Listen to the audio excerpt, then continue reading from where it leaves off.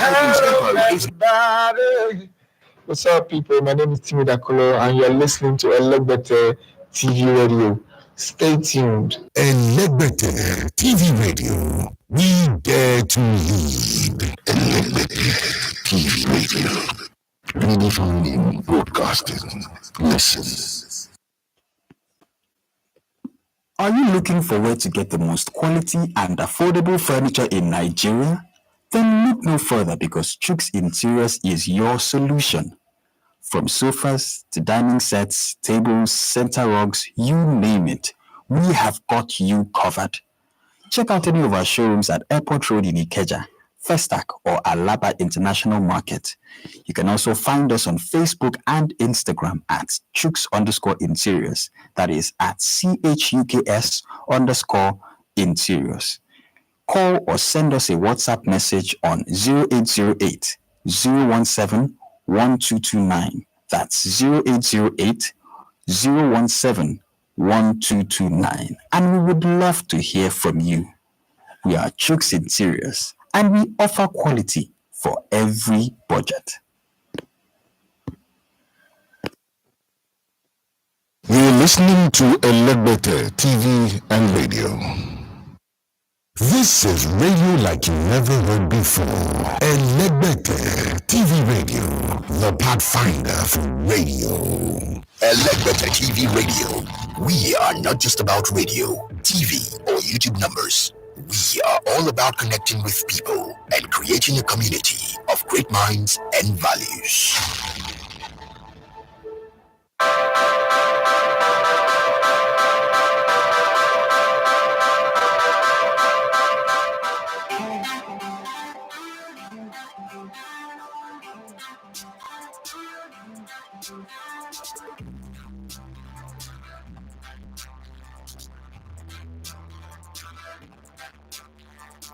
All right, good morning and welcome to the Monday edition of the Sports Buffet on Elegbete TV Radio. Today is the 20th day of the month of May. Yes, and counting down to my daughter's birthday. My daughter's going to be 10 on the weekend. My wife just did her birthday yesterday. It's my daughter's turn next week. And you know what? There's already competition in the house. She's saying that, for the feast that we had for our mom, she wants similar for herself, plus pizza, plus this cake, plus that one, velvet cake, vanilla cake, strawberry cake. Waiting happen. That's so girl child. I'm not saying I only one girl I get to. Okay, two. The other one is bigger. It's older. But thank God I only one girl I get for this house. Sometimes it's hard. But how you doing? How's the weekend? How did it go? There was a whole lot to chew on. There's a whole lot to bite on from the weekend. A whole lot to look back on from the entire season. The fleet of drama that we got from the season. Inter Milan champions in Italy, Paris Saint-Germain champions in France. Woo! Boy, was that drama in Belgium? Shakabala, yeah. Okay, but then there was more in Germany as Bayer Leverkusen went an entire season unbeaten. What grand start to eventually win your first league title, having not won it ever. It's always going to be remembered that the very first time they won it, it was a player who's gotten experience from Real Madrid, Bayern Munich, Liverpool, everywhere. Some of the top coaches, and then come to get, put it all together. Like I said, the Bible will say, "Good measures, pressed down, shaken together, running over." Was what Bayer Leverkusen benefited from. And then in Spain, Real Madrid did what Real Madrid knows how to do. And in England, as we saw yesterday, Pep Guardiola officially made the English League a Farmers League. If winning the league multiple times makes it a Farmers League, Juventus have done that before with the Italian League.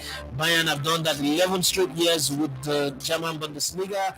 Nobody's going to come again and say, no coach can do that in England. Already, people are already predicting that Pep will go on to win the fifth one and the sixth one. If it stays, he would only stop winning when he gets tired and decides to leave. As Jurgen Klopp was gifted one in COVID. After that, he's not won anyone. 9 years, one Premier League title. There's a conversation that he is a Premier League legend. Some people said he's not a Premier League legend. Some says he's the Premier League legend. I'll leave it to my community to decide. What do you think? Is Jurgen Klopp Klopp a Premier League legend? One Premier League title, because think about it this way. If he's a Premier League legend, is Claudio Ranieri a Premier League legend? Is Graham Souness a Premier League legend? Because Graham Souness in 1995 won it with Blackburn Rovers, if I am not mistaken. Claudio Ranieri in 2016, the year of the surprises, because it was also the same year that Cleveland Cavaliers won the NBA. It's Claudio Ranieri a Premier League legend? You know, you need to put these things in context to be able to address it properly. Is Xabi Alonso a Bundesliga legend as a manager? Not as a player, as a manager. Is he a Bundesliga legend now? We have to put all this in context, I know, and see what really happened. Okay, yes, he's got a big smile, he's got a shouty, but as he was addressing the fans and saying all the things he was saying, Virgil van Dijk and Trent Alexander-Arnold were crying. So he left them in tears, but then Pochettino walked the talk in the final 5 games as he won his last 5 games, and he took them from the 10th, after beating 10th the whole season, and brought them to 6th heaven as they qualified for Europe. Well, the coach that said a whole lot and did absolutely nothing, Erik ten Hag, have told us that his team had the most attacking, most shots on target. He's lied to us all through the season. Johnny Gaffar will not like this, Pablo Kugel will not like this, but he's lied through his teeth all through the season. Tell everybody things that are not true about the team, that they outperform everybody, they did this, they did that. Well, it's a lie. The statistics, the facts are clear that not only is he bald-headed, not only is he a bad coach, but he's also a liar. Well, being bald-headed does not really mean you're a good coach. Pep Guardiola may have been bald-headed and have done all the miracles, but it doesn't mean that Erik ten Hag can ever, in his wildest imagination, copy or imitate Pep Guardiola. They are not on the same league. There is no relationship, even though Oshodi is close to the airport, international airport, but there is no relationship between Molwe in Oshodi and Qatar Airways that is flying out of the international airport. That's just the difference between Pep Guardiola and Erik ten Hag. Well, Arteta tried and tried. There was a song by James Ingram. He said, "I did my best, but I guess my best wasn't good enough." Yes, I know I'm not good at singing, but I know songs, okay? And those lines were the things that came to my mind as I looked at Mikel Arteta addressing the fans and say, okay, this second is good, but let's not stay here, we're going to come. Yes, if you keep cracking on the same spot, if you keep hitting the same spot on the rock, it will definitely crack. That's what Jurgen Klopp did for a while, and he cracked and he got it. VAR helped him, and then, sympathy, COVID helped him. But thereafter, Pep Guardiola said, never again, nah. For 4 straight years, Pep Guardiola kept winning it, and the man ran out of stage so bad that him and his best players started fighting on the touchline, Jurgen Klopp and Mo Salah. Well, Sadio Mane left him and said, "No, coach, I don't think I have the body for this. This is not going to work." He went to Bayern, won one Bundesliga title, left for Saudi Arabia, and he's having fun over there, playing children football and earning big money. But all that said, we've seen the season, we've enjoyed it, we've seen the drama. Pep Guardiola refused to read the memo, the script that was sent that says, okay, stop at 3. No, he said, I'm not stopping. Well, would the Manchester United, with their lying coach, be able to stop him? I don't know. We'll see all of that in the FA Cup finals, but it seems like, again, apart from being the first coach in the history of English football, not the Premier League era, the history of English football to win 4 straight title, there is also no coach in the history of English football that have won the double twice, back to back, double. Okay, so he's on the journey to do that. When this man was coming to England, the pundits, the commentators, the analysts, everybody, the fans, they said, oh, he's been having it easy. He had Messi at Barcelona, that's why he did that. Oh, he had an already made setup team in Germany, that's why he did that. And the German Bundesliga is made and designed for Bayern Munich. So why would he not win everything? Well, he left and then he won German, and people said, okay, you see, this is why we said it's not good enough. He came to Man City first season, he didn't win anything. So we told you the English league is not like that. Wow. 6 titles, 7 losses on my phone. The story is different now.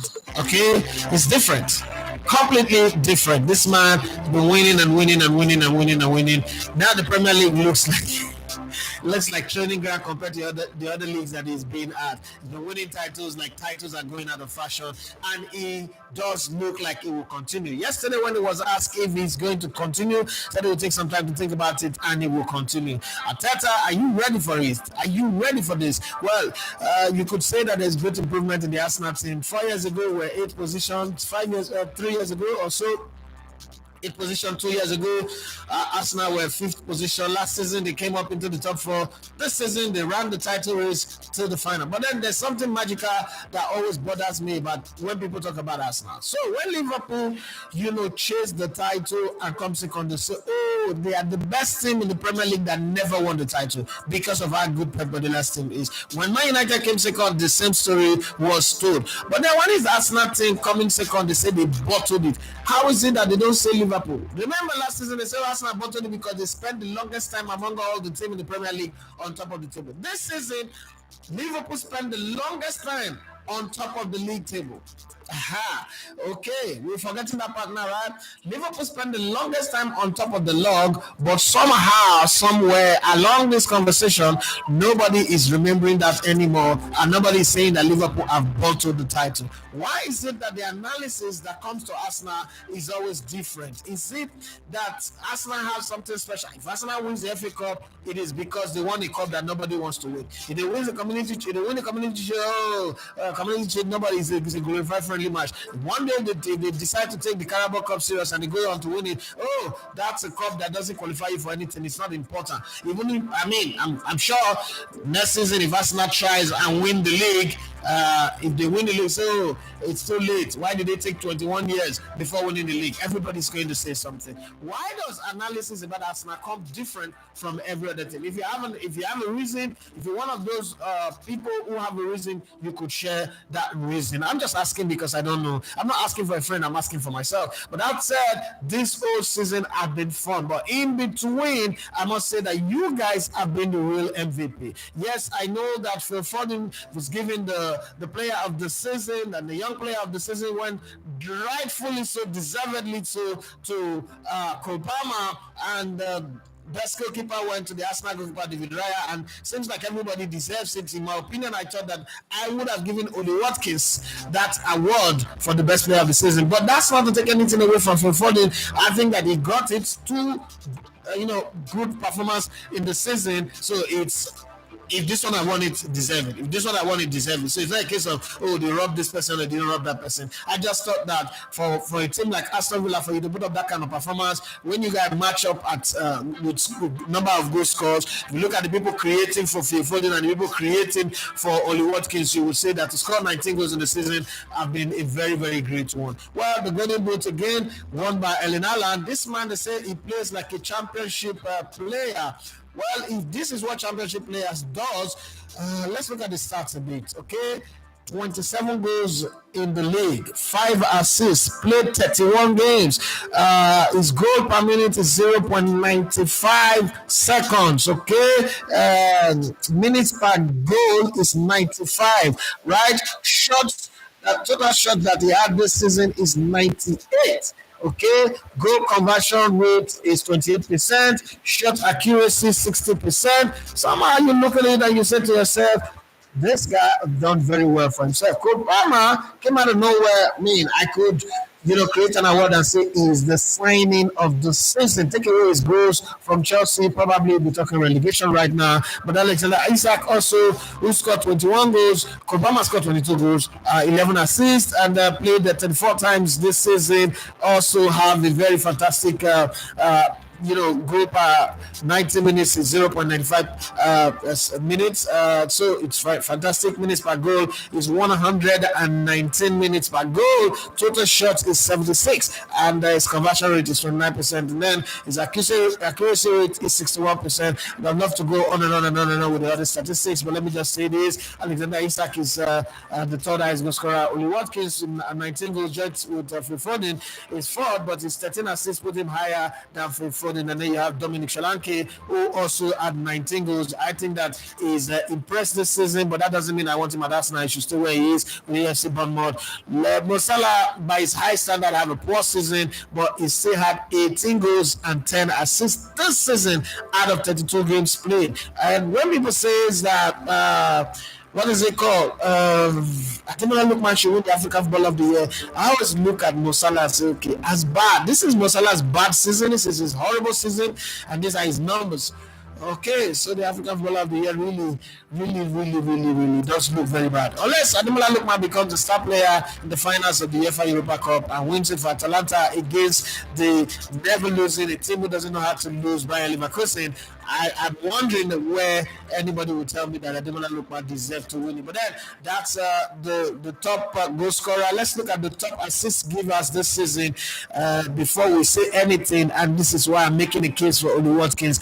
In 19 goals that he scored, he made 13 assists, and that's the highest, okay, by any player in the Premier League. He played 37 times this season. Only one game did he miss in the league. Okay, Cole Palmer, young player, made 11 assists out of the 22 goals scored. He also assisted 11. And Mo Salah, who's had a very horrible, terrible, bad season, had 10 assists, just the same as Son Min-yu or Son Heung-min. And then Anthony Gordon of Newcastle, former Everton wonder boy, had 10 assists, just the same way as Martin Odegaard, Brennan Johnson, Morgan Gibbs-White, Kevin De Bruyne, Pascal Grob, Kieran Trippier, all of them on 10 assists. And the 9 assist class is a whole long list of players starting from Bukayo Saka, Julian Alvarez, who doesn't play that much, but when we say he doesn't play that much, he actually had 36 games this season, maybe not for 90 minutes. Leon Bailey of Aston Villa, Rodri of Manchester City, Bernardo Silva had a very high assist numbers this time, but he's never done a double, and this is Anthony Elanga from Nottingham Forest also had 9 assists, and James Maddison, who was one of the brightest spots of Tottenham Hotspur season this season, had 9 assists as well, with 4 goals to add. Pedro Neto also had 9 assists with 2 goals. Probably that's the reason why his season didn't go well. Should have added a few more goals to it. Foden have 8 assists and 19 goals. Then you have the class of 8. You have Foden, Darwin Nunez, Bruno Fernandes, and Declan Rice. Can you believe it? Declan Rice have 8 assists and 7 goals. The Arsenal really does deserve to win the title. But then, not when you're running with such a wonderful team, Manchester City, in front of you. But then, that's the story of the goal statistics and assists in the English Premier League this season. What's the best moment of the season? What's your low point of the season? Wherever. It could be from the beginning of the season. It could be in the middle of the season. It could be just at the end. It could just be yesterday's matches. But what are your high points and your low points? What are your memories from last season? Some people say it's becoming boring. I don't know what you mean by it's becoming boring, but football is football. Yes, we don't have the eye-test football anymore where you have players like Figo, Zidane, Ricardo, Kaká, and all these guys, Vaminia Boban, Robert Presinecki, those kind of quality football that we used to have. But hey, it doesn't make football boring. I still enjoy football. When I watch it, I still love it. It's just that, to be very honest with you, I'm not sure I've ever sat down and watched 90 minutes without maybe pressing my phone, tweeting, or doing something. There was a time when we were growing up when we watched football from start to finish. It didn't end. But then switching away to shifting lane into service lane and talking about boxing a bit. Alexander Usyk won his fight and a split decision against the linear heavyweight champion and the self-acclaimed undisputed heavyweight champion. Well, we know who's undisputed now. Last time we had an undisputed was Lennox Lewis. Now we have the Ukrainian. And Tyson Fury went out complaining that it was a sentimental win, it was a political win. He won because people were just want to give Ukraine a boost. They want to use him to inspire the Ukrainian people who are suffering, who are being slaughtered, like the Palestinians in Gaza, in Ukraine over the war, the Russia-Ukraine war. But whatever angle you want to look at it, whatever story you want to tell, from my own eye test, I think Usyk beating Saved by the referee. The referee saved him there in round, I think in round 9. If not, later I used to beat him. That's my own. Maybe you don't have to trust my eyes and my opinion. What did you see in that fight? Yeah, the world is looking forward to Anthony Joshua versus Tyson Fury. At this rate, I don't know if it's going to happen. There's definitely going to be a rematch of this fight, and I don't know what's going to happen in that one. It's not really clear cut, like overwhelming beating, but I would say that Fury was beaten by Ulizana Usyk, and there is no argument about it. That's my opinion. You cannot take it for it. It's on YouTube. You can go watch it again and have your own opinion about it. But then that's the way I see it. Now the annoying thing coming back into football is that Xabi Alonso have said he wants to try and repeat what they did this season. Maybe not go the season unbeaten, but there is nothing wrong in a team that have not won the league title before winning a second one on the second attempt. Okay, so he's saying he's laid down the marker. He wants to go there. Man, to Chelsea fans, would you say that this has been a season that have turned out to be a lot more successful than you think, even though your team spent £1 billion and all that?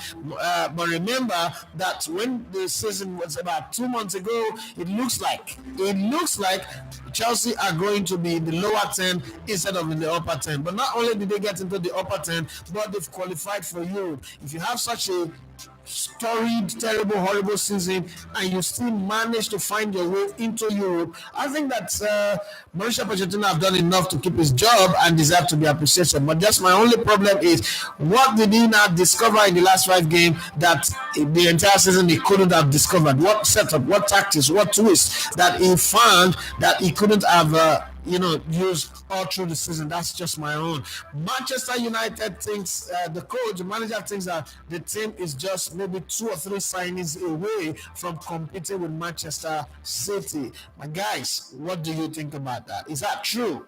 Is that really true that Manchester United are 3? Why am I laughing? God, are 3 signings away from becoming a top team? Remember, post Sir Alex Ferguson, there is not a player that they've signed that have come good 100%. Apart from Zlatan Ibrahimovic, this club have been killing talent since 2013. It's been 11 years now. They've been killing talent. Everybody that have come in, from Daley Blind to Morgan Schneiderlin to Bastian Schweinsteiger to Memphis Depay to Daley Blind to Angel Di Maria. Every player that have come in have gone from quality to Warakoto in no time. Paul Pogba, everyone that have gone from up to down. Even Cristiano Ronaldo came back and it was shit on. So, is it true that Manchester United is 2 or 3 signings away from being a world-class team that would give Man City a run for their money, or it is going to be permanent suffering for Manchester United for 600 years? What's your take on all of this is what I want to know. Yes, the Arsenal manager thinks that if he gets a few signings right and change a little bit in their way of thinking, things could just go well. Well, Rodri have won the Premier League once again, and he's come out. He said that Rodri says Arsenal didn't have the right mentality to win the league, and that was evident in the way they approached the game at the Etihad. Now, my problem with that line of thinking. So, if Arsenal are beating Aston Villa, would we be here having this conversation? Because sometimes when people say these things, I'm like, what are you really saying? A team that have been losing home and away to Man City, not just 1 goal to nothing, but volume of goals in the region of 5, 6, 7, aggregate over 2 legs, took 4 points off you, and you say they don't have the right mentality. Do they have to beat you home and away to have the right mentality? Well, Aston Villa beat Arsenal home and away, doesn't make them ahead of Arsenal. So Arsenal is going to not say to Aston Villa and Unai Emery and say they don't have the right mentality. That's why Arsenal finish ahead of them. Sometimes when you win, be gracious enough to just take your victory and move on. When you start throwing shades, you create a problem. Yeah, it's good anyway, because again, next season, Arsenal players now will not need to show that mentality. Just the same way I know that Arteta will do everything to make sure Ivan Toney doesn't play for Arsenal. You know why? Because of that kick-a-lot tweet that he made on the first their first return to the Premier League, their first game against Arsenal, where they won 2 goals to nothing. Arteta took it personal, and it has stayed like that. Almost everybody in the Arsenal management wants Ivan Toney, but Arteta doesn't want him just because of that. So sometimes this type of comment might come back to bite you. Well, I mean, everybody will be happy to see somebody, dethrone Man City right now. It is anything but Man City. Well, we had a season where all the teams that gained promotion got relegated. We also have a season where, money is not really the deciding factor. A team that spent 1 billion made it to 6, and they are clapping, they're excited and dancing. Manchester United spent 15 million more than Arsenal, but Arsenal had a failed season, but Man United is seen like if they win the FA Cup, they will say they've had a successful season. What a way to go in life. Wherever you are, let me hear what you take on events that have happened over the course of the season, the past weekend, and the Tyson Fury Alexander Usyk fight in Saudi Arabia. Whatever your comments are, there's no wrong one for as long as you don't insulting anybody. Tosi Iliwade says, good day, what a season. I feel the whole season was much of a drama. Villa joining top for the three teams that came to the EPL, returned to the EFL. No big juju with that. Laughing. Everton got 3-point deduction and still in the EPL. Quentin say, good morning, bros. Good morning to you. Is the EPL now a farmers league? I don't think so. I'm not one of those who call leagues farmers league anyway, but I mean, it's a word that people like to throw around, and sometimes we just use it, but I don't think so. Just the quality of Pep Guardiola's team is very, very high, but that doesn't make them a farmers league. And how do you rate or grand Pep in the league of coaches? I've always said he's a great coach. I don't need this season to say Pep Guardiola is a great coach. Pep Guardiola is a great coach. He stays there among the all-time greats. He's among them in the top 5, top 3, top 2 maybe. And Annie Emmanuel says, good morning, bro. Good morning to you. Henry Morris says, good morning, sporting people. What a season from Leverkusen doing the unbeaten. Kai Havertz turning to be one of the best addition to the Arsenal team. And City doing 4 in a row. Wow. Arsenal made me proud. Good. Demola Benning say, what a season. Pep Guardiola, greatest manager, breaking all records. Henry Morris said, bros, on a scale of 1 to 10, how will you rate this great Harvard this season? On a scale of 1 to 10, I'll put him on 7.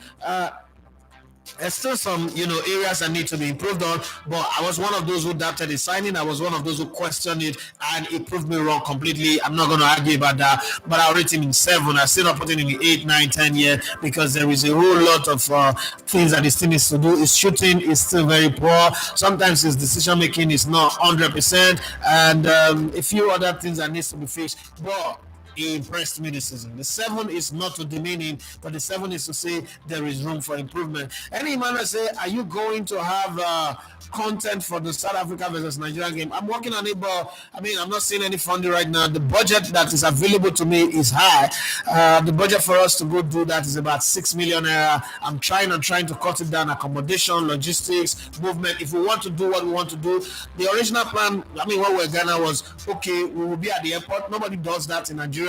Just the way Sky Sport does it. We'll be at the airport, capturing the team at the airport. There'll be another team at the hotel, and then we'll capture them, and then we'll go to training and all that. That's the plan. Okay, with that plan was about. And then we thought it was going to be in Benin Republic. The return leg was going to be in Benin Republic. Now we'll go to Benin Republic. And then with that plan, it was 15 million. Now we can't go to the Benin Republic game because it's in Cote d'Ivoire. And it's going to, if you live with you. Now I'm hearing that the Super Eagles would even open. I'm not sure. It's not been confirmed. Open camp in Abuja. And then from Abuja, they will not go to you for the qualifiers. So I'm struggling to deal with all of that, but I'm hoping. I'm talking to a few potentials. I've been talking to friends like, okay, raise me the money, I'll refund you as time goes on. If I get the money, we will do content that you guys will love. That's different from what others have been doing or what we've been doing before. If we don't get it, I did Lagos, so my brother, any man, unless you want to help me get the funding. If we don't get the funding, there's nothing I can do. I'm still recovering from going to Ghana. Ghana cost us a whole lot. I'm hoping that maybe last minute this can happen. The Larry say congratulations to Inter, Leverkusen, Madrid, Man City. I am particularly impressed with Leverkusen. I am too. Senator to say Klopp is nothing but a Liverpool legend as a manager. Jemola Abiodun Ibrahim say Klopp is not a Premier League legend. He's a Liverpool legend. Okay. Jemola Abiodun Ibrahim wanted to say Leverkusen is my team of the season. I hope they win the treble. I hope so too. No disrespect to Atlanta, but I just hope so that such a fine run should crystallize and end with them winning everything. Any Emmanuel says the only team that looks like giving Man City a run for their money even next season is still Arsenal. Kudos to Arteta. Thank you very much for that one. Henry Morris says Arsenal spent the longest time on top and finished second. Liverpool spent the longest time on top and finished third. Who is a bigger butler? I don't know, but let's just keep it like that. It's only when Arsenal loses or when Arsenal drop point that it is a problem. If any other team drop point, it's not a problem. But when Arsenal drop or Arsenal doesn't win the title, that's when the guys go out with their guns and say, "Oh, guns blazing! Oh, I told you they're butlers. You don't know what." But when it's other teams, so you have to understand that it is not easy to play against a team like Pep Guardiola's team, blah blah blah. But when it comes to Arsenal, you guys don't say it like that. They're not good enough. They don't have the mentality. They don't have the head. They don't have the. I mean, I don't get it. I'm just wondering anyway. It's not like it's a big deal, but sometimes I just wonder, remember that time that everybody would do, Pep Guardiola is a fraud when he doesn't win the Champions League. Oh, he's overthinking. He doesn't have a plan B. Well, now we don't have that conversation anymore.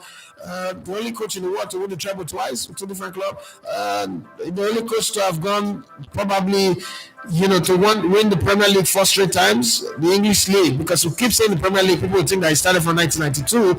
The thing is, English football is 100 and English League is 135 or 137. In that space of time, no manager have won it 4 straight times. This is the first time it is happening in Queensland, in the land of Charlie. This is not Charlie Ghana, Charles, yeah, the land of Charles. This is the first time. The land of London Bridge is falling down. Yeah. This is the first time a manager comes in and wins it 1, 2, 3, 4 straight time. Wow, man has turned the script to shred. Looked at the veil and tore it from top to bottom, shredded it, set it on fire, burned it to ashes, and put breeze on the ashes and blew it to every corners of the world and say, you know what? That your script is not my script. I'm writing a new script, and so it will remain. Well, it is beautiful to see that happen anyway. But hey, it is what it is. This is football. This things happen. Let's keep it going. Where was I? Where did I stop now? The line I said maybe for the sheer number of seasons he spent and how much he pushed Pep and how much fight he gave him. Honestly, he tried his best, but Pep was just better. It's not a shame to play second fiddle to Pep. Now, this is a narrative that I don't like. Would you people give the same narrative to Arteta? If Arteta go 9 seasons and win only 1 Premier League title, would you people give him the same narrative and say it's not easy to push? Because these 2 seasons that Arteta have not won the title, right? It's the Pep that is in front of him. The same Pep that gives credence to how good Klopp is. It's the same Pep that is in front of Arteta. The same Pep that was in front of Klopp. How is it that when it comes to Klopp, they say it's not easy to push Pep, but when it comes to Arteta, who doesn't have the experience and the grand knowledge that Klopp have, all of a sudden he's not a good coach. The Arsenal team is about the butlers, blah blah blah. I mean, I don't get it. Correct me if I'm wrong, but it's just kind of like strange how this narrative changes once it comes to Arsenal. Demola Biodubai said people are always biased when it comes to Arsenal. I just think it's hatred from other fans, and I think the moment they start winning the bigger trophies, they will all shut up. Okay, and Belawa Sepama has the most goal contribution in the EPL. Impressive. And I'm going to say my low point of the season was when Arteta decided to play the starting 11 that made us suffer in December against Aston Villa, and Arsenal lost 0-2. That lineup cost Arsenal the league. Okay, Tosi Lemade says that this season ended well for Chelsea, but still below Chelsea standard. Chelsea is where we had to be because most one clubs ahead of Chelsea had a dip in form towards the end of the season. Well, they all started the season the same way. You could also argue that in the early part of the season, Chelsea had that dip in form as well. So if you balance it out, Chelsea deserve to be where they are, because when Chelsea was deep in form, those clubs that you say have a dip in form at the end of the season were in their top form. So it balanced each other out. because they all played 38 games. It's not like Chelsea was given extra 10 games to make up. So that argument of people dipping from, I don't buy it. We all start the season, you're dipping from, you better choose where your dipping from will come in. But for me, it might come at the beginning. For some others, it might come in the middle of the season. For some others, it might come at the tail end of the season. So it is what it is. I don't really buy into it. But one fact and one statistic that have stayed true is that you can't win the Premier League by losing 5 games in the season. And that's what has happened to Arsenal. If only Arsenal won against Aston Villa and lost 4 games, all this talk about Pep Guardiola and his magic wouldn't have happened. But then again, that stat have stayed according to the script. It's the only one that is standing. Every other god, every other sound are sinking sound right now, and every other god is man-made god. Only the God of Pep Guardiola is the Almighty God. Having said that, let's move further and see.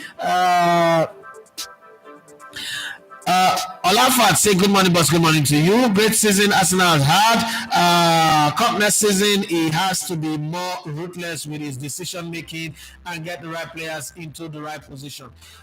I need to ask you here, when you say more ruthless, in the last 4 seasons, who's been more ruthless than Arteta in the Premier League?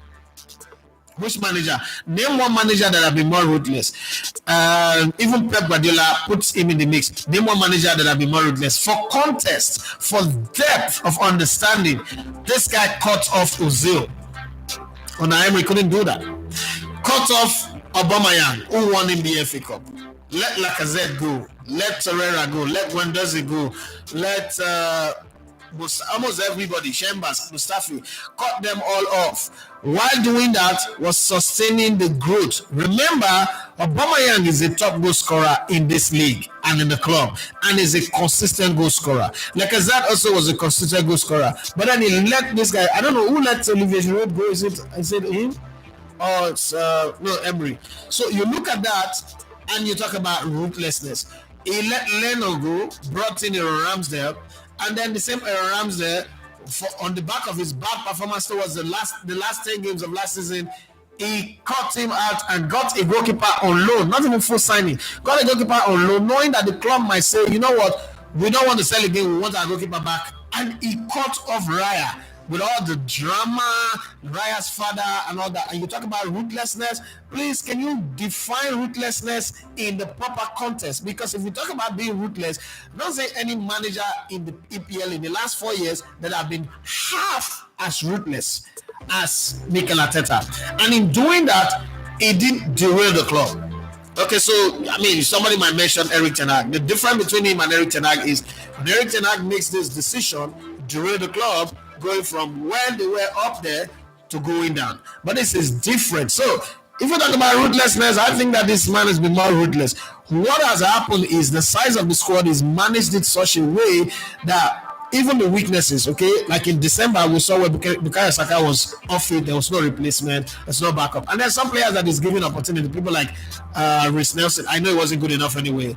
Eddie Nketiah, and the one that I love that I thought would turn out to be something, but after getting that surgery on his, where is it called? On his groin, the surgery on his groin done, and then he didn't even come out to be the guy. When he had groin problem, he was just a guy. And then all of a sudden, he was supposed to step up, but he hasn't. I think that they should let him go. Players that should go, Thomas Partey, on top of my list. Eddie Nketiah, that one, I've always wanted him to go. I'm sure those people who told me that I was being mean on him, I've realized that I was right. Reece Nelson, get out of the club. Denis Suarez is still in that club. He should get out of the club. If I have my way, and this will be controversial, people will not like it, but if I have my way, I will let Tomiyasu go. And also Zinchenko should go. Gabriel Jesus, as much as I like you, I think you should go as well. Yeah. So it's Zinchenko, Gabriel Jesus, Thomas Partey, Eddie Nketiah, Reece Nelson, again Tomiyasu, Denis Suarez. 7 or 8 players should go, and then all of them get replaced. If you sell those players, you add whatever money that the club, the management is willing to give to Edward to spend. I mean, you're looking at between 250 to 300 million. If you spend that money, I don't care what Pep Guardiola does tactically. Arsenal will match that team because the difference, the gap now is no longer we're now in 8th and they're in number 1. I mean, look at it carefully. What team have improved the most in the last 4 years in the Premier League? It's Arsenal. Four titles ago, Arsenal were in 8th, Man City were 1. In 3 titles ago, Man City were 1, Arsenal were in 8th position. 2 titles ago, Arsenal were in 5th, Man City were still in 1 consistently. They give them the credit for that. And then the title before this last one, Man City were in 1, Arsenal second. They gained this second. So you see the improvement, and then the gap also of the point and the goals scored and the goals considered. All of that has changed. The problem with Arsenal going into next season is if Arteta doesn't line up his transfer properly, players will start agitating to want to leave. I think that the additions that came in have done well. So when I talk about the additions, I'm talking about Kai Havertz, Declan Rice, Julian Timber. The jury is still out on him. We would see what happened. He got injured. We'll see what happened. But take nothing away from Pep Guardiola and his Man City team. To keep a winning team hungry is the hardest thing to do. It's like success. To make a successful person want to continue making success in life is very difficult. That's why it's easy for successful people to fail. So to keep them hungry and keep them fresh and keep them wanting for more is something that you give Pep Guardiola massive credit. But all of that talking about ruthlessness, I think your choice of word doesn't match up the description you want to make. Demola Ibrahim said, I watched the highlights of the fight yesterday. Usyk beat him for me, especially in round 9. If it was any low-budget boxer, the ref might end the game in round 9. I agree with you 100%. I keep saying that the referee made a mistake. Okay, so in boxing, if the glove touches the ground, you are supposed to stop the fight. And if you look at it carefully, when Usyk land that right, he had already cocked the gun for the left to come in. The left hook was supposed to come in, and then the referee stepped in. I think it was a judgment call. It was a judgment call that was a mistake, but it wasn't like, he fixed the match on that one. He touched the hand. You know his hand is long. He touched the hand that touched the ground. And by the rules, if the gloves touch the ground, you have to step in as a referee. So that's what happened that saved him. But what he was saying after that, we know Fury to talk rubbish, and when I look at his dad, because I always say that the apple doesn't fall far from the tree.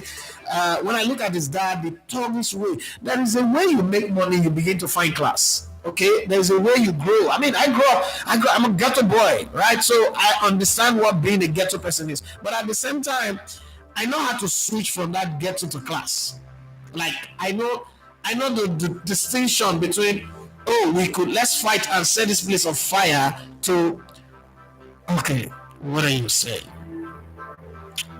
I don't think that's the way to go. Like, talking, being bourgeoisie, classy, and pristine, and poised, and, having the etiquette and all that. I know how to distinguish myself, and I also know, like, oh boy, let's die here. We'll die here today. I'm not gonna agree for anybody. I know how to distinguish between that. But every time I've seen Tyson Fury's dad, he's struggling for the limelight, for attention.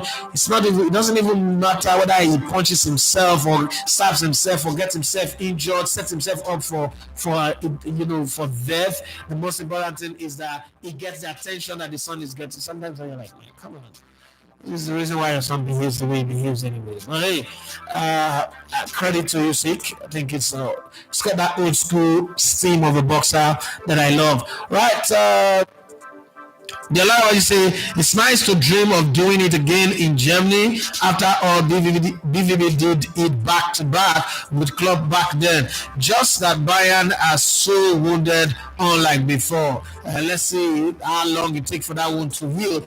But then again, if Bayern goes 2 straight seasons without winning the German Bundesliga, Harry Kane, you go hear word from us. You go hear word from us. That's just the truth of the matter. But let's keep our fingers crossed for now. Let's not be too much in a hurry to want to jump into the ring on Harry Kane and tear him down. Okay, but I'm just saying it's not. it's not going to be easy for Hurricane. Hurricane fans should know that one. And Tottenham Hotspur. Demola Abiodun Ibrahim say, I don't trust this Poch who the end of season vibes he just give us. This team might still struggle next season. The Larry says Foden, Palmer and Watkins in red hot form. England are licking their lips already for the Euros. I hope they jinx themselves with the homecoming mantra, one game at a time. They will not do anything. They will not England. Where's the midfield that will supply the passes? Where's the cohesion? That those players can be that good. No matter how good they are not better than Alan Shearer, Terry Sheringham, and Nico. Remember, Terry Sheringham and Nico came from Man United, but the two of them were not talking to each other. They were enemies of each other, playing for the national team. I remember what happens. Aroturego, the man who's gone on to do a feast of a burial for his dad this past weekend.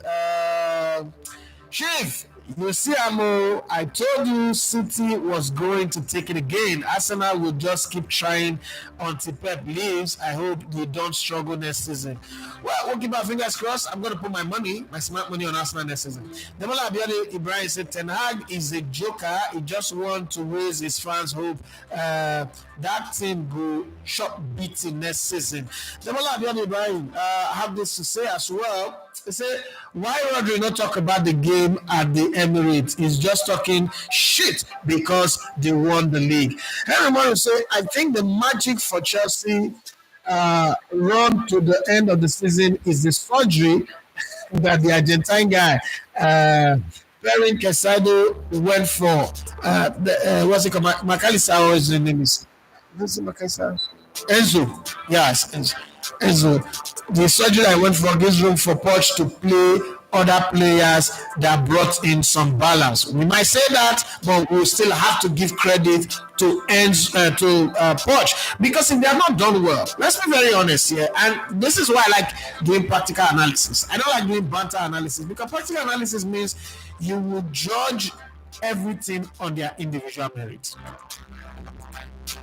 So on the basis of individual merit, I think that when the team was not doing well, we all here were echoing the fact that Poch doesn't know what he's doing, it's bad, his tactics are not good, his selection is bad, his substitution is bad, why is he playing this player, why is he playing that player? Now, one player got injured or went to do surgery, and then he was able to filter the team and arrange them, get them going again. I think I'm going to give him credit, because that's the way this job, I was taught to do this job anyway. So for where he's done well, raise your hands up and say, man, you've done well. For where it's not done well, when you now come out and you criticize it, nobody will say you have a fixation on him. Like, okay, you were there praising him when he was doing well, and then it's okay when you say, okay, you have not done well. That's why I say it anyway. I don't think it's just because of that, but I think the coach should be giving credit for the fact that he was able to manage the players the way he did and get the result. Again, Chelsea were not, in this review, they were not just going to go and come and win the title or make it in the top four easily like that. But I think that with the experience they've garnered this season, they are going to be coming in for the top four. So Aston Villa, with the distraction of Europe, Champions League and all that, might just be too much for them. We'll see how it goes anyway. But hey, let's keep our fingers crossed. It's not over until it's over. But hey, it is what it is. Yeah. Aroturega say it's ridiculous for people to think that City was going to lose to West Ham. Now, wow, bias and sentiment no go make people serious. No, but it's football. Historically, all of the games, City have lost at home to Wolves. Okay, they've lost to Crystal Palace. They've lost to Nottingham Forest. Most of the games they've lost in the Pep era have been to teams that are dying. So it is something that is possible. But again, City have learned how to win titles when it matters most, especially in the Premier League. So for that, we can say, but those who said West Ham could win, I don't think in footballing terms they were wrong, because it's not absolute. It's not cast in stone. It's not, white is white, black is black. In football, there are 50 shades of grey. And sometimes, you just get the wrong shade. Okay, the game starts and City gets a red card. The story is different. So many things can just happen in a split second. So when people have that hope, it's not necessarily because they think that City is not good enough. It's just because they think that it is football. It would happen. In 1995, when Buster Douglas beat Mike Tyson in Japan. Did anybody see that coming? It's not. It wasn't in the card. Maybe the people around Mike Tyson saw it coming because of his training habit, his behavior leading up to the match. But even at that, I'm not sure Buster Douglas saw it coming. Or when Ashim Rahman gave Lennox Lewis that punch and knocked him out, we didn't see it coming. That's called an upset. It is sports. 2016 when Leicester won it, we didn't see it coming. 95 when Blackburn won it, we didn't see it coming. When Orlando, what's it called? Cleveland Cavaliers won the NBA in 2016, we didn't see it coming. When Chelsea won the Champions League in 2012, we didn't see it coming. Again, when we got to that finals and they were playing at the Allianz Arena, it was a done deal. Bayern had won it. That's what everybody said. We didn't see it coming. So there's always a fighter's chance. There's always an opportunity for upset. It could happen. But it just didn't happen. Man City have won it. So the story now, on hindsight, everybody's an expert. Demola Abedi says, how many signings do you think Arsenal needs? I think 5. 5 in the sense that they need one more fullback, one more holding midfielder, in my own opinion, one striker, one wide player, and one central midfielder to give competition to Martin Odegaard. I think he's having too much joy there. 5. They get 5 players in, fine. But of those 5, if they get 4, it's still fine because Julian Timbers coming back does look like a new signing. So whatever is missing in the defense will still be there. But then again, if you let Zinchenko go, then you must definitely sign 5 players. If Zinchenko goes, you get 5 players. It means that you keep Kivior, you keep Tomiyasu, and then you have Timbers. But then it's still not complete, so you need one more. And then it's centre back, because if you look at the Arsenal centre back pairing, it's the same players that have played the entire season. You need somebody to shuffle them. Even Man City have that edge of shuffling between Diaz, Akanji, Nathan Ake, Stones. 4. I wouldn't want to use the word world class. That's too far. That's pushing the envelope too far. But 4 classic players that can rotate and breathe. Okay, so for Bukayo Saka, it needs a backup. I don't want to know what anybody's saying. Oh, they are grooming him to be the poster boy of the team. It's not Thierry Henry, it's not Dennis Beckham, it's not right. Please go get somebody to back him up. If he plays, I'd rather he plays 15 games. Again, that's another thing where Pep Guardiola is good. Look at Rodri at Barcelona. He's played over 70 games in a season and is burnt out. Phil Foden keeps getting better and better because the coach manages him very well to find the balance. That's why sometimes I get surprised when they substitute players like Erling Haaland and he gets angry. Again, look at how Pep managed Messi back in the day. Okay, these players also have to understand that a manager who's coming with this much experience knows that if I burn you out too early, I will suffer. I mean, if you get a Phil Foden from your academy, that's the biggest plus because it means that you got a class quality player for free. Right? So if he's coming from the academy and you want to manage him to go on to one day become the captain of the club, lead the club to greater success, homeboy who come in through the rank and become a cult hero in the team, like John Terry, then you must have to manage him at the early age. Because look at Wayne Rooney. Wayne Rooney at the same age that Phil Foden is was already playing 65 games per season. And look at when he turned 30, he was already dead. He was already gone. There was no legs again. So you must have to find that balance so that the later part of their career, they are still, shining as bright as possible. Okay, it doesn't always work for everybody, but I'm looking at general rule. I don't want to use exception to judge every situation. Demola Abedi Brian say, how many signed? Okay, I've read that one and I've answered it. Jelari Waju said that UC completely dominated Fury. I mean, he was saved by the referee in the 9th round and he never knocked down Usyk. Gypsy just being a sore loser, get back in shape and see if you can do it again. I agree with you on that one. That's also my thought on the fight. I don't think that there was a part of that fight where maybe 2 or 3 rounds where Fury dominated. So the reason he's complaining, I don't get it. Okay. But we will see. The line wanted to say you have beaten people before and it's not a crime if you're beaten. Okay, it was his British media that started the unification fight. They thought it would favor them like that of Lewis back then. Okay, Obare Gere says, boss, please, when is the Super Eagles list for South Africa and Benin Republic coming out. Thank you. They submitted the list to the NFF. It's up to the NFF to release it. I mean, I think it should be coming out this week. This week we should have it, but no big deal. Anytime it chooses to come out, we'll discuss it. Demola Beribari wanted to say, my lowest point of this season is Arteta trying to force Havertz in the midfield at the start of the season, and it costs Arsenal points. Okay, well, you have to find a place for him, and maybe he did that because that's the best way to go about it. Okay.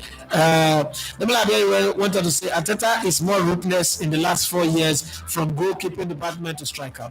The wanted to say I think Arsenal should sell Nelson, Ketia Party, Ramsdale. I think Suarez and Elneny already left. Okay. The Lions say still a long way to go to the beginning of next season. Transfers, injuries still to come. However, the gap has really closed, and Pep should be looking over his shoulders.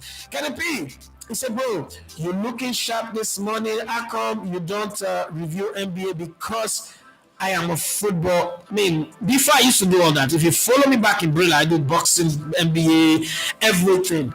And when I met Martin Tyler, the thing about truth or fact is when it is stated, you can argue, but you go back home and think about it. He asked me, what do I do? Because he came and, so FIFA were documenting the commentaries that we're doing. And I was listed under special language because I was doing English and Pidgin. So he was interested in special language, Pidgin English. So he wanted to. So when they were covering it, and he was shooting his own commentaries for the World Cup and for what's that thing called? EA Sports. No, it's no the other one. God, PSP, right? Pro Evolution Soccer, something like that. PES. Okay. So I think he just took a liking to me, my energy, and then he invited me for lunch. I went on lunch with him, and this particular day, he asked me, what do I do? And I said, I remember this. I said, I'm a sports analyst. And he smiled. You know that senior man smile of, are you sure you're a sports analyst? I said, yes, I'm a sports analyst. So, really? So when you say you're a sports analyst, and he asked me about cricket, he asked me about baseball, he asked me about some synchronized swimming, and I didn't have an understanding of it. And he said, you can't be a sports analyst. That's not possible for you to be a sports analyst. It's not like he's putting a cap on me, but it doesn't work like that. I could have a armchair critic's opinion about some other sports, but I need to major. And I said I'm an ex-footballer, and that's what I wanted to tell him. I'm an ex-footballer. I'm a coach. I have a UEFA license. I've been a club owner. And he said, I saw it with your commentary, the passion, the energy, the understanding of the game, because I was doing both commentary and then sometimes I do color. If the player is on duty, I'll do color for him. If he's overdose, I'll do commentary and he do color for me. And because he covered us like a whole lot, and he kept saying it consistently, and he said something that my understanding of the game is very, very deep, so I should stay with football. So when I came back, I remember saying it in the office, and they were pissed off that why would you say that? You have to do everything. I said, no, from now on I'm a football commentator, football analyst, and I stay there. Okay, so yes, I know NBA, I know NFL, a bit of it, boxing here and there, but I'm not the expert in it. So I try to stay away from doing it. So Kenipe, that's the reason. It's better to be known for one than to be known for everything, but not really be an expert. So when it comes to football, I know that this is my forte. I can give you the very best. I pride myself as saying that I'm the best football analyst that the world has ever known. So let me stay there. So back to your question, Sibyo, you're looking sharp this morning. Thank you very much. How come you don't review NBA, tennis, or Formula One? When I started this project, one of the things that I did quickly, especially with the sports line, if you follow the sports line back in the day, was that I brought in football persons. Even in football, Precious Omosuwe was my statistician. Yeah, so he does statistics. Tomiwa does football. The NBA, sorry. Bamiji does football. The other guys that come with him does football. There is Ifayabi, what's his name now? Did Formula One, then Dada did boxing. We had experts in every space because then when I started, I was thinking, okay, I thought that the YouTube thing was going to be an easy thing. Like you go just blow instantly. We're going to be big. We'll go buy a studio in VI and we'll design it the way we want. Set a studio like Sky Sports Studio. I was dreaming then. I was that time, I guess it's that 2017 to 2019. I guess it's, and then when COVID hit, boom. I realized that okay, this is time to walk the real walk. When COVID hit, and we got that COVID thing where Zoom came out of nowhere, and I did the football interview. I remember I had the entertainment team, the girls, everybody was doing everything. I really wanted to make a big splash in this thing, but I quickly realized that money is a very big factor, and people don't people don't follow you like that. The way you think, people don't rock with you like that. The assumption of who you think you are is different from what people think you are. I had to calm down. I think it was last year, when my son also got very sick, close to death, that I had this whole eureka moment that says, you know what, focus on one thing, let this one grow, and then when this one grows and brings the money, then you cannot use that money to go, because nobody's coming to help you. Nobody. Forget that it's super. I've seen somebody ask me for say all these super shots so that they give you. What do they use the money do? I always laugh. If all those once in a while $10-$50, as good as they are, they don't come to me like, oh, I go and catch it immediately. And even if they come, it takes time. So it just stays there. It's just there locked up in the account. And one day you wake up, okay, it's my threshold, let me go and withdraw it. But it doesn't cover, because before you even get to threshold and withdraw, you're already owing debt. You need a whole lot of things to fix, a lot of equipment to upgrade and all that. For instance, now we don't have cameras anymore.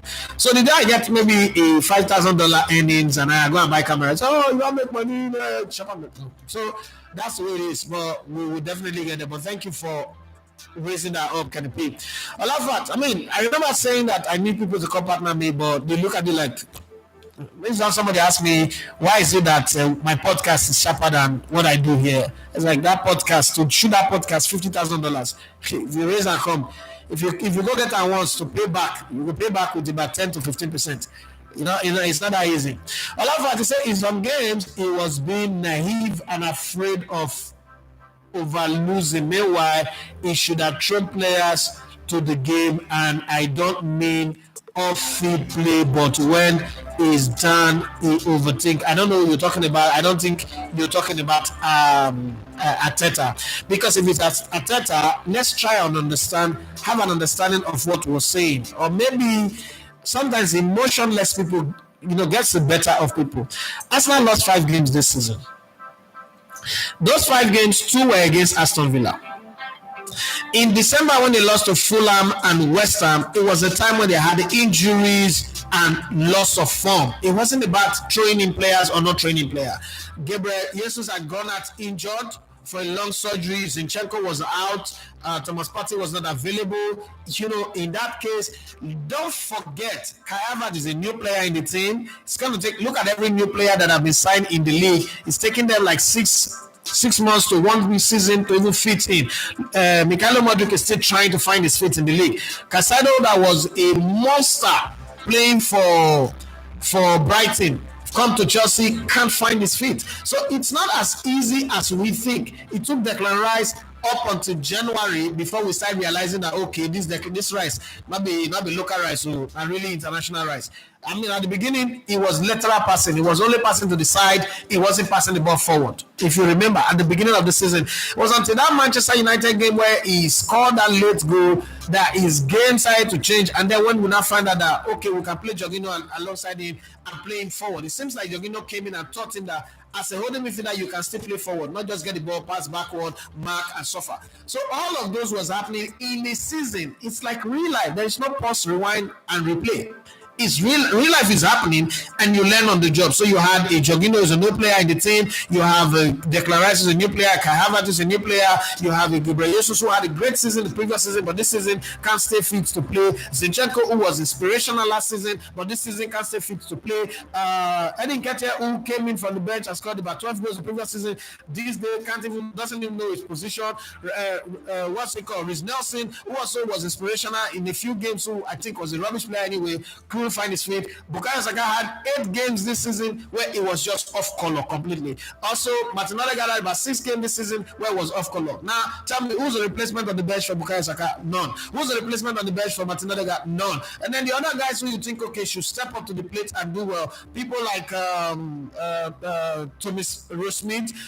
The club, all of a sudden, the tide of the club went very high above him. He couldn't just fit in. I mean, we see Rico Lewis come from the bench, come play for Man City and does well. We see Phil Foden, whether he starts or he's on the bench, he comes in and does well. But these guys couldn't raise themselves above the old mentality of Arsenal. You're talking about players to throw in. Who are the players to throw in? The thing with Man City is almost every position have 4 players. The centre back, for instance, for Man City have Nathan Ake, Diaz, what's he called? John Stones, one other guy. Forgotten his name now. In Arsenal, it's just 2 players. The fullbacks we've not had this season, apart from White, who's been consistent. The other 3, Kivio, Zinchenko, Tomiyasu, have not gone 3 straight months without going for medical vacation. So you see that position. Then in midfield, it is Odegaard and Odegaard and Declan Rice that have stayed fit all season. But in that staying fit, it took 6 months or so to adapt for Declan Rice. He said it himself in an interview. And then Martin Odegaard also went off in some position. And then in that place, you are not just between putting Kai Havertz here and there so that you feel it in. You really want to have him play. In that season, you're still competing for the title. I don't think that he did anything wrong. Because you don't title does not mean you've had a bad season as a manager. Sometimes you can lose a title and still call it a great season because you must always remember where you're coming from. It is where you're coming from that happens. This word overthinking that people have learned to use, I'm always wondering where it's coming from. Because again, it doesn't judge in merit what really happened. It just take into extract a little bit of it. Okay, when I was in Brilla, let me tell you one of the things that we used to do when I was in Brilla. So we do a 2 hours interview, and in that 2 hours, we're engaging, we're looking for where the person will just say one thing, like that guy at the top, because we want to train. So we might just say one thing that attacks somebody, and then we'll take that one, I'll put it out, we'll use it in the news, we'll use it in the stories, and then we'll now put it on Hot Shot, 10 o'clock. Hot Shots, everybody, that's what you hear. But the guy said 2 hours, massive, interesting, beautiful thing I said in 2 hours. Nobody hears that. It's not important anymore. It's that one that causes problem that everybody wants to hear. And sometimes, I used to also think that, that's journalism after you're learning from the very best. As I grow, I realize that no, that's not journalism. That's nonsense, right? So this is what some people do when they analyze. They look at that, one moment. Okay, let's take it. A team that would normally lose 8 to 9 games in a season, I've come to a point now where they lose 5 games in a season, and when you look at the games that they lost, all the teams that they normally lose to, Man City, they didn't lose to them this season. Liverpool, Man United, Tottenham Hotspur, that in recent past they've been losing to, they've not. They practically breeze past all of them. Chelsea, Man U, Tottenham Hotspur, Liverpool, breeze past all of them, and you think he's overthinking. Then what would you say of Jurgen Klopp? Was he overthinking too? What would you say of Mauricio Pochettino? What would you say of Erik Ten Hag? So it's not the fact that he's overthinking. It's the fact that you have to judge him from where he's coming from and where he has arrived and right now. And you say, on the strength of this, there is massive progress. The last one you say, a little more consistency and Arsenal are champions next season. There is a need for a crowning success from an Arsenal point of view. I agree with you. I said the irony of the season is Chelsea, United, and Liverpool all played against this Pep and didn't get 4 points off Pep and even finished far behind both.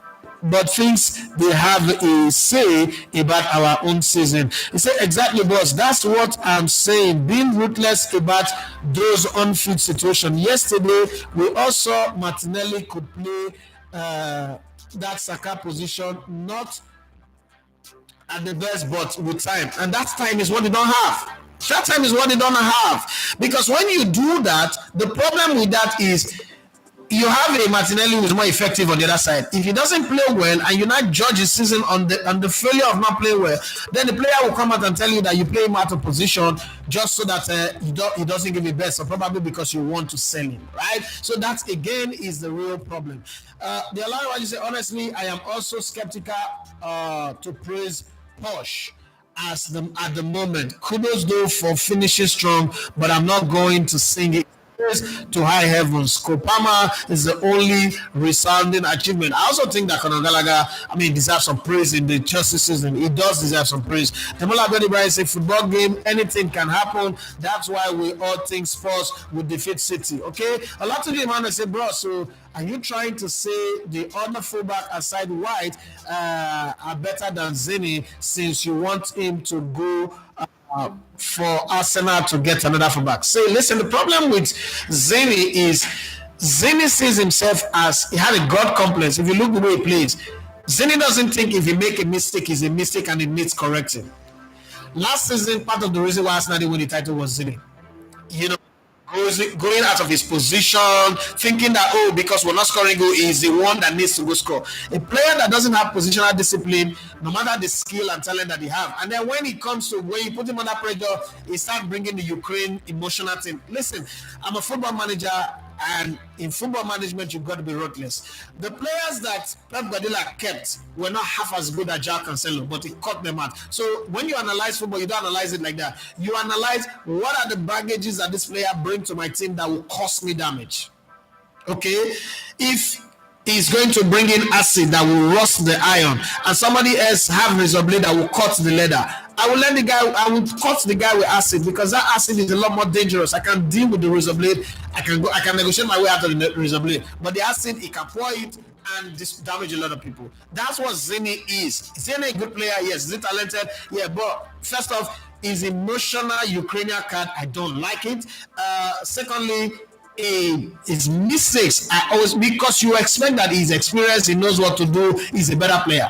And because you have that expectation, that he start making schoolboy mistakes, and you're like, geez, is this not the same reason that made us to let Simbi Lokomba, who was his name, to go? No, not even Simbi, the other guy that plays fullback.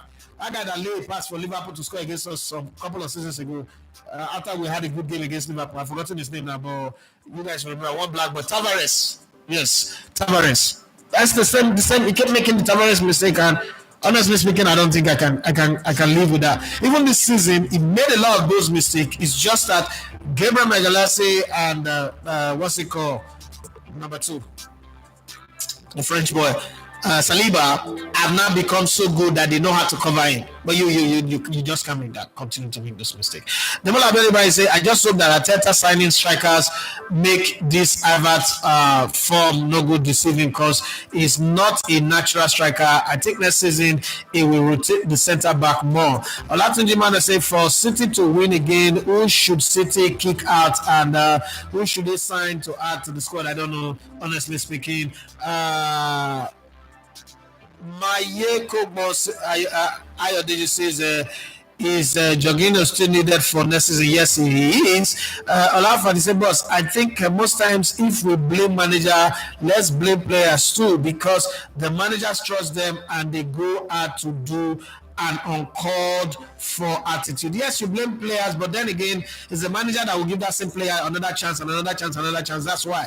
Because again, everything rises and falls on leadership. Who's in charge of the team? Who's the leader of the team? Who's responsible for picking the team? It's the manager. So that's the reason why they blame the manager, not because that other players don't do the job that they're supposed to do. So for me, as much as you want to blame the players, look at the managers and ask them. We blame Manchester United players, people like Anthony Martial, for being very, very lackadaisical, not interested in the team. But then you still have to blame the coach for giving them a chance, for doing the things that he does, the tactics that he uses, the way he selects his players and all that, and then the way he goes into a game and not having a plan of reading the opposition. See, there are two types of coach. What makes people like Pep Guardiola and Mourinho stand out is that they know the opposition. I was watching an interview of Kolo Toure talking about Arsene Wenger, and as I was watching it, obviously Kolo Toure adores Arsene Wenger, and he was saying the things he was saying right there while I was sitting. I said, this guy will not make a good coach. He would die as an assistant. He will not make a good coach. The reason why is he still thinks that all of those things that Arsene Wenger did is the best. Like that's a problem. You know when you love somebody so much, you never see that they were wrong.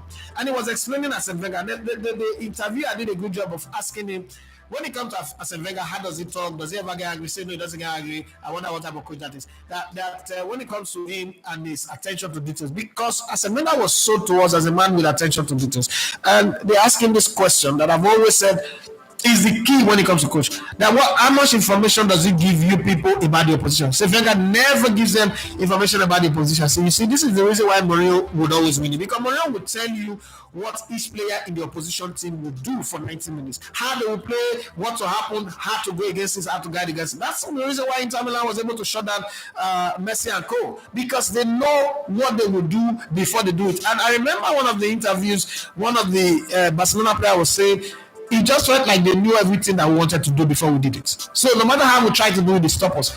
But for Arsene Wenger, it tells you go and play the Wenger way, the Arsenal way. No, football is not like that. It's fast like that.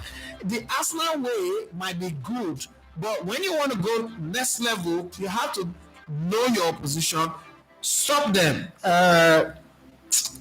For my coach will say, put poison in their water, and then give them assignment among themselves, and then you win. That's what the Trojan horse is about. That's what virus is all about. Computer virus. That's what computer virus is all about. Your competition would send a phishing link to you. You click it, and your system is contaminated. You spend the whole time trying to clean up the mess in your system. They are overtaking you. Isn't it what it is? But hey, people praise people for something that they don't do well.